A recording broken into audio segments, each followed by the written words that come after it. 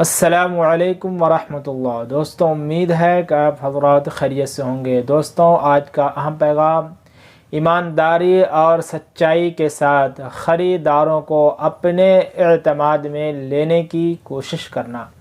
خریداروں کو اپنے اعتماد میں لینے کی کوشش کیجیے کہ وہ آپ کو اپنا خیر خواہ سمجھیں، آپ پر بھروسہ کریں اور ان کو پورا اعتماد ہو کہ وہ آپ کے یہاں کبھی دھوکہ نہ کھائیں گے۔